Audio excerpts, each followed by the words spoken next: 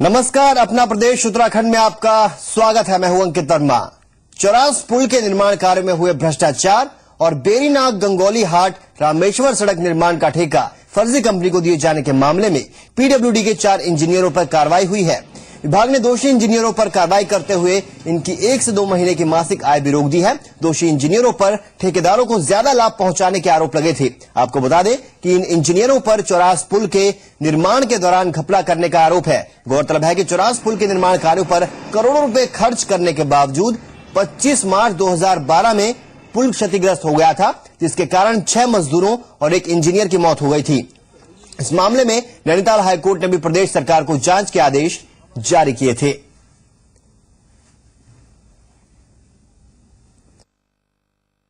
एक तो यह है कि डिजाइन फॉल्ट है, तो डिजाइन हमने आईआईटी रुड़की से करवाया था, और दूसरा यह है कि जो मैन ऑन द स्पॉट है उनके जजमेंट का एरर है। तो हमने प्रारंभिक तौर पर कार्रवाई में ये माना है कि हमारे जो वहां पर मैन ऑन द स्पॉट थे, जिनके ऊपर एजुकेशन की और सुपरविजन की जिम्मेदारी थी, हमने उनके खिलाफ कार्रवाई की है। कुछ को सस्पेंड भी किया गया है और कुछ के खिलाफ जो है नेग्लिजेंस आदि के लिए जो उसके तुलना में उनको दंड दिया जा सकता था, वो दंड दिया गया है। और जिन लोगों को पीडब्ल्यूडी के अंदर सस्पेंड किया गया है,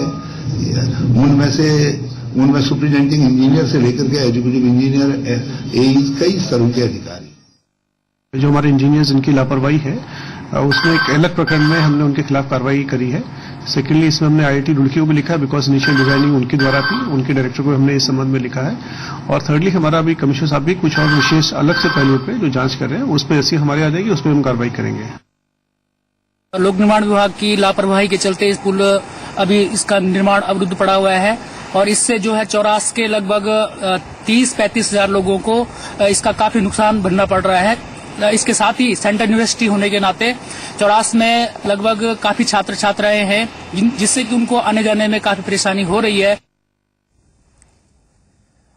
उत्तराखंड के मुख्यमंत्री हरीश रावत ने पर्वतीय इलाकों के लोगों को लोन लेने में पेश आ रही दिक्कतों पर नाराजगी जताई। उन्होंने कहा कि सरकारी सब्सिडी को ही गारंटी मानते हुए बैंक किसानों को लोन मुहैया कराएं। मुख्यमंत्री ने कहा कि किसान आधुनिक खेती को अपनाएं, इसके लिए वो प्रोत्साहित करने की योजना पर कार्य कर रहे हैं। हालांकि उन्होंने कहा कि 80% तक सब्सिडी पहले से दी जा रही है। वहीं मुख्यमंत्री ने स्वयं सहायता समूहों को और मजबूत करने पर भी जोर दिया। नाबार्ड तो हमारा पार्टनर के तौर पर हमारे साथ खड़ा हो गया है। मैंने बैंक से आग्रह किया है कि वो अपनी सीडी रेशियो में बढ़ोतरी करें, और हम जो सब्सिडी दे रहे हैं किसी फार्मर को, तो सब्सिडी से बियॉन्ड की जो अमाउंट है उसमें वो हमारी सब्सिडी को ही गारंटी मान करके किसान को यदि लोन उपलब्ध करवा दें तो किसान नई टेक्निक्स की तरफ तेजी से जाएंगे। उत्तराखंड में वन विभाग अब टूरिज्म को बढ़ावा देने में भी मदद करेगा। जी हां, वन मंत्री दिनेश अग्रवाल के मुताबिक पहले चरण में 250 गांवों को विलेज टूरिज्म योजना से जोड़ा जाएगा। वहीं विदेशों के तर्ज पर जायका योजना को भी प्रदेश में चलाया जाएगा। दिनेश अग्रवाल के मुताबिक इन योजनाओं से मानव वन्य जीव संघर्ष को भी रोका जा सकेगा। इसके साथ ही वन मंत्री ने वन कानूनों के चलते लंबित पड़ी सड़कों के भी जल्द निर्माण कराने का भरोसा दिया। साथ ही वन मंत्री को इको सेंसिटिव जोन को लेकर साफ किया कि सरकार इस मुद्दे पर गंभीर है और वो इस मुद्दे को लेकर केंद्रीय पर्यावरण मंत्री से भी मुलाकात कर चुके हैं। हम 250 ग्रामों का चयन करने जा रहे हैं, जिसको हम विलेज टूरिज्म के दृष्टिकोण से जो है वो आगे बढ़ाएंगे। वन भूमि स्थानांतरण में भी हमारे यहाँ पर बहुत अच्छी प्रोग्रेस है, और हम इसको और द्रुत गति से करना चाहते हैं कि कहीं पर भी विकास कार्य बाधित ना हो वन परियोजनाओं के स्वीकृति में। सब लोग इसमें एक हैं, और माननीय प्रधानमंत्री जी को यहाँ के जो पर्वतीय क्षेत्र की चिंता है उसमें सहयोग करना चाहिए, और जावड़कर जी को इसको वापस लेना चाहिए। देहरादून में बीजेपी के वरिष्ठ नेता और राज्य विधानसभा में नेता प्रतिपक्ष अजय भट्ट ने केंद्र सरकार की तारीफ की और कहा कि मोदी सरकार ने बीते 6 महीने में देश का मस्तक ऊंचा करने का कार्य किया है। उन्होंने कहा कि केंद्र सरकार ने देश के हर तबके को आगे बढ़ाने के लिए कदम उठाए हैं। उन्होंने कहा केंद्र के प्रयासों से देश में महंगाई पर काबू पाया गया है, वहीं योग को अंतर्राष्ट्रीय स्तर पर पहचान मिली है। उधर बीजेपी के प्रदेश अध्यक्ष तीरथ सिंह ने प्रदेश की हरीश रावत सरकार पर हल्ला बोलते हुए कहा कि राज्य में कानून व्यवस्था चौपट हो चुकी है। तीरथ सिंह के मुताबिक 914 करोड़ के प्लानिंग बजट में से मात्र 24% ही 10 महीने में खर्च हुआ है। तीरथ सिंह ने कहा कि राज्य में विकास कार्य ठप हो चुके हैं।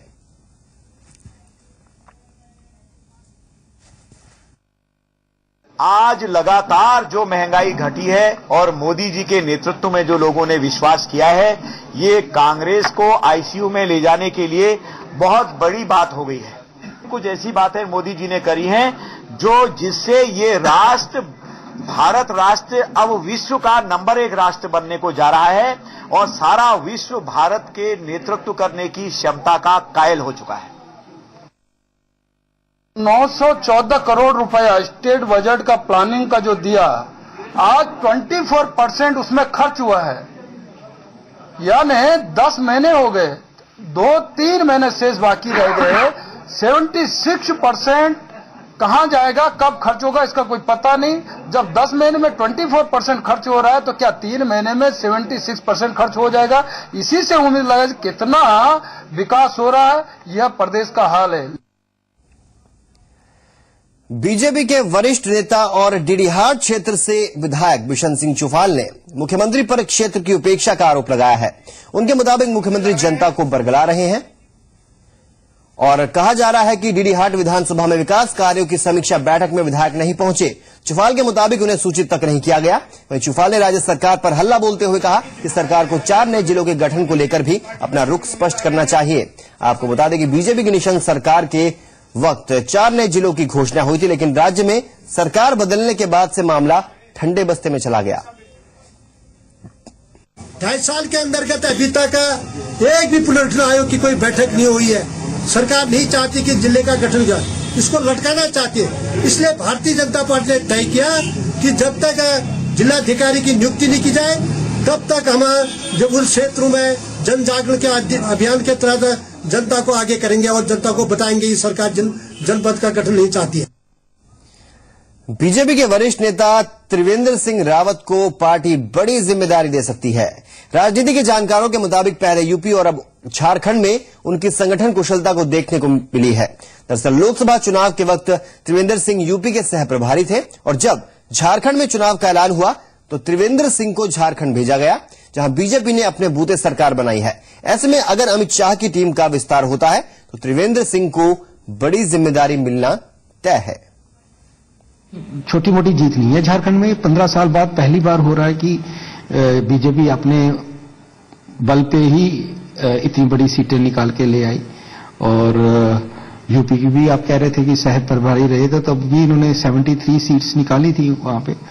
और ये देखते हुए मुझे लगता है कि अगर उनको कद बढ़ जाए बीजेपी में, कोई एक उनको रिवार्ड के तौर पे ही देखा जाएगा। उनका काफी कॉन्फिडेंस में रहते हैं उनके अमित शाह जी के। और आने वाले टाइम में हम देखेंगे कि हो सकता है कि उनका कद और बढ़ जाए। देहरादून से लखनऊ जाने वाली विमान सेवा को अब पंतनगर में भी स्टॉपेज दिया जा सकता है। पंतनगर एयरपोर्ट के निदेशक बीसी पोखरियाल के मुताबिक विमान सेवा के लिए उड्डयन मंत्रालय को प्रस्ताव भेजा गया है। मंत्रालय के निर्देशानुसार काम किया जाएगा। डीएम साहब का सुझाव था कि पंतनगर से लखनऊ वाली जो देहरादून से जो लखनऊ वाली फ्लाइट है उसको पंतनगर पे स्टॉपेज दिया जाए। ये जो मिनट्स है मैंने दिल्ली भेज दिए हैं और मैं दिल्ली से होने वाले रिस्पांस का वेट कर रहा हूं। What is the response of Delhi headquarter. Nainital में भुजान स्थित कुचगढ़ नदी पर बना पुल खस्ताहाल पड़ा है।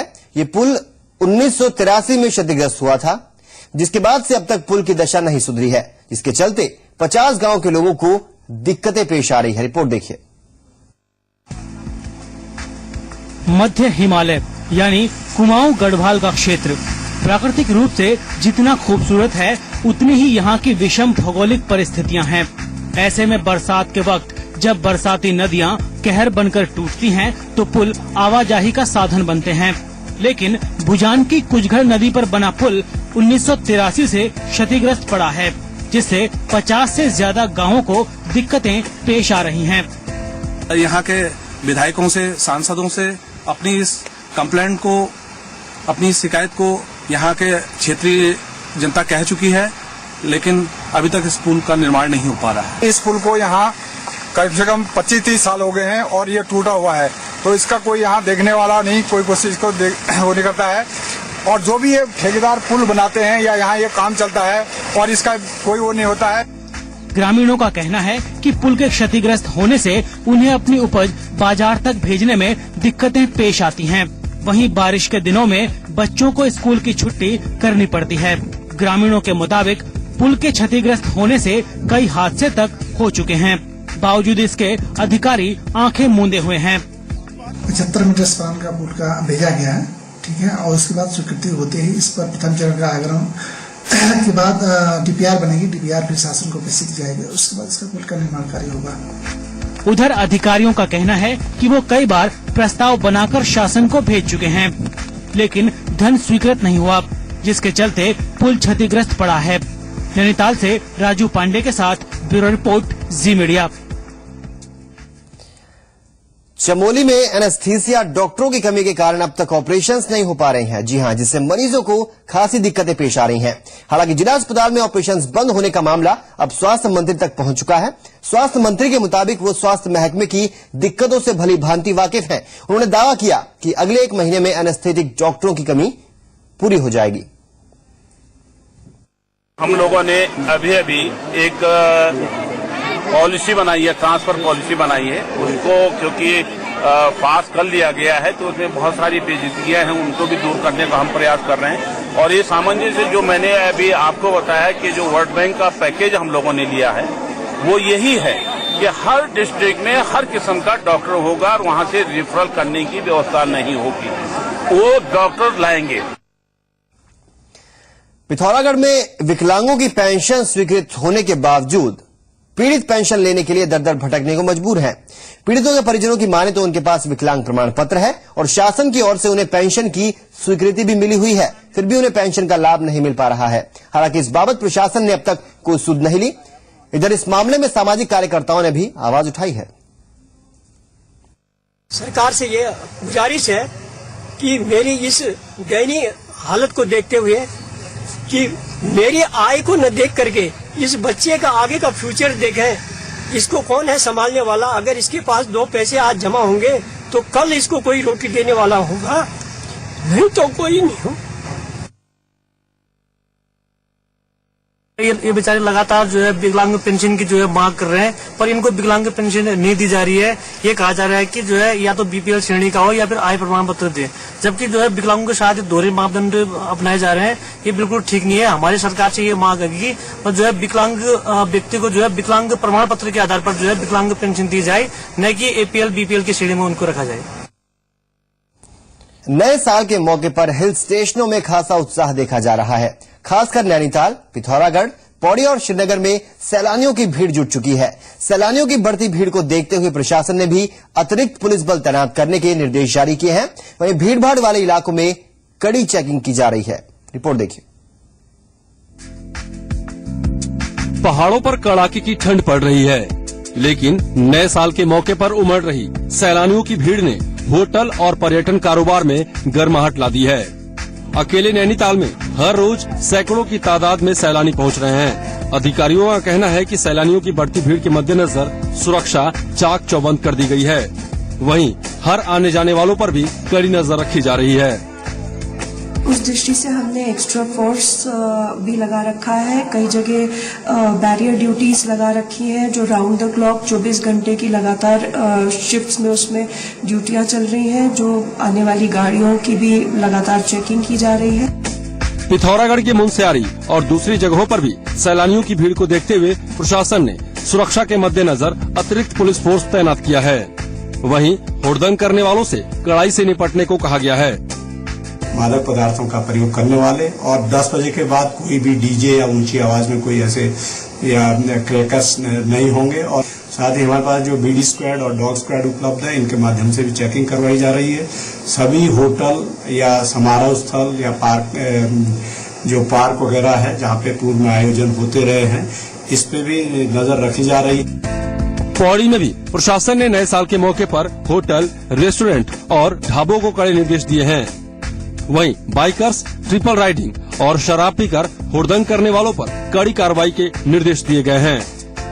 ट्रिपलिंग करते हैं बच्चे, स्टंटिंग करते हैं या फिर जो बहुत ज्यादा स्पीड से चलते हैं, ओवरलोडिंग करके चलते हैं, उनके खिलाफ भी हम लोग मिल करके कार्रवाई करेंगे। हालांकि श्रीनगर स्थित पर्यटन कारोबार से जुड़े लोगों का कहना है कि गढ़वाल के चोपता, खिरसो, देवरिया ताल और औली जैसी इलाकों में अभी उतने सैलानी नहीं पहुंचे हैं, जितने की बीते सालों में पहुंचा करते थे।